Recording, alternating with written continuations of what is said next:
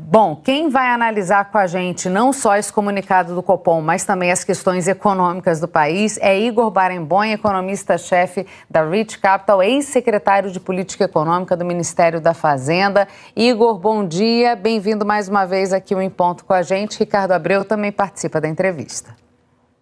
Bom dia, Cecília, bom dia, Ricardo, prazer estar aqui com vocês, poder falar um pouquinho de economia aí nessa virada de ano, muita coisa acontecendo.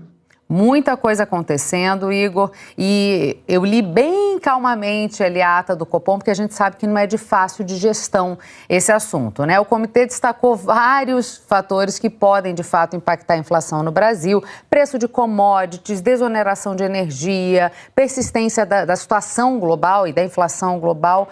O cenário está mais incerto do que o usual, ou pelo menos dos últimos anos? Está difícil, de fato, prever o que pode acontecer com a economia brasileira, Igor? Olha, a gente acabou de sair de um choque gigantesco mundial, que foi o Covid, né? Então, a gente passou por um momento de muita incerteza, assim, muito difícil de saber o que ia acontecer.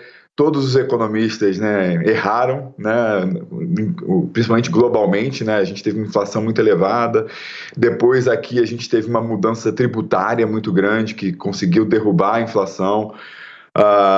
Então, assim, foram muitas mudanças e aí essa Covid, né, que gerou uma série de desbalanceamentos entre oferta e demanda, também depois, em seguida, teve o choque da guerra no leste europeu. Então foram muitas variáveis se movendo, que trouxe muita incerteza, né, mudanças muito grandes, e os orçamentos, né, os governos gastaram muito, baixaram os juros. O juro no Brasil foi para 2%, agora está 13,75%, e na curva de juros, né, tem uma expectativa de aumento de juros, né, porque é um prêmio de risco, porque teve uma nova eleição aqui no Brasil. Essa eleição trouxe um novo presidente, né, o futuro presidente Lula, né, o novo, antigo ex-presidente Lula. Então, e aí muita incerteza de como que será o governo desse novo presidente, o que vai ser feito de gasto. Ontem, né, com a aprovação no Senado da PEC, a gente teve realmente... temos agora um pouco mais de certeza, sabemos o que vai acontecer, né? Nós vamos ter esses 168 bi aprovado. 168 bi, gente, é bastante dinheiro, tá? 168 bi é mais ou menos 1,5% do PIB, tá? De todas as riquezas que são produzidas no ano no nosso país. Tá? E esse 1,68% do PIB, esse 1,5% do PIB, mais ou menos, a gente precisava entender como que a gente vai pagar por ele, né? Porque a gente entende, né?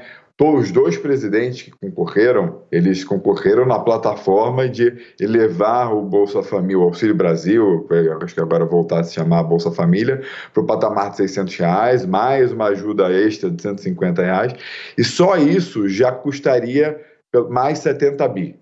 Então, o teto mais 70 bi já estava na conta. O que a gente está observando é que, além do teto mais 70 bi, virou 168 bi, então a gente está com 100 bi a mais do que estava na conta de todo mundo. A pergunta que fica, que é a grande variável assim, nova no Brasil, e que como Cecília, você estava lendo a nota, né, do Banco Central, ele destaca: olha, a gente precisa entender, avaliar com atenção e com seriedade o que vai acontecer nesse cenário fiscal. Se for mais esses 100 bi, ou seja, 1% do PIB a mais do que estava esperando, a pergunta como é que a gente vai pagar por isso? Se o Brasil conseguir crescer, né, numa velocidade alta, mais de 2% ao ano, que é o que todo mundo deseja, mas você precisa trabalhar por isso, o Brasil consegue pagar essa conta, não tem muito problema. Tá? E se as pessoas acharem que o Brasil vai crescer, porque não basta crescer, né?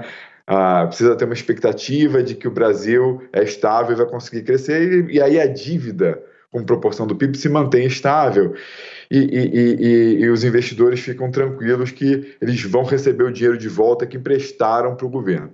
Agora, se o Brasil não conseguir crescer, se houver um problema de coordenação de expectativa, dúvidas sobre a gestão econômica de forma geral, aí nós temos um problema de como é que de uma dívida que cresce muito rápido. E aí você precisa aumentar a arrecadação de impostos para poder fazer frente a essa despesa que a sociedade brasileira, né, ao que tudo indica, vai decidir fazer a mais. Né? Já com a aprovação do Senado, em 2 turnos, agora vai para a Câmara semana que vem, e o que tudo indica deve ser aprovado também. Então, é uma incerteza. Se você perguntar, Igor, o Brasil vai crescer o suficiente para equilibrar essa dívida? Eu não sei. Né? Historicamente, na última década, o nosso crescimento foi muito baixo, né? Então a gente precisa ter um crescimento diferente do que ele foi. Né? Agora, se não crescer, quais são as alternativas? Bom, é um menu de impostos, né? Quais são o menu de impostos que a sociedade brasileira anda discutindo aí? Primeiro tem a PEC 45, né, que era a PEC do Baleia, né, ou a PEC do senador Raul, que é, na verdade, um imposto sobre bens e serviços, que resolve vários problemas e idiosincrasias, aí, essas batalhas tributárias aí do ICMS. Então, dá uma organizada, né, para reduzir o contencioso tributário. Agora, na hora que fizer isso, o que faz? Faz uma calibragem para cobrar um pouco mais de imposto. Né? Ou seja, você tem que aumentar mais ou menos o PIS/COFINS, o IVA federal, de 15% a 20% para conseguir pagar essa conta.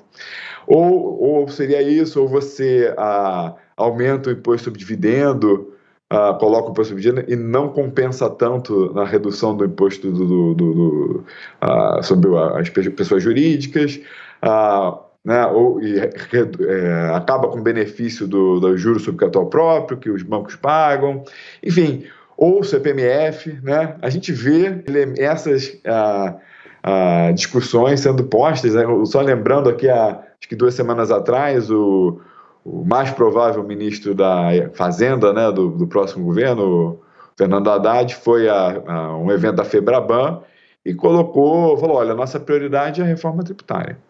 Né?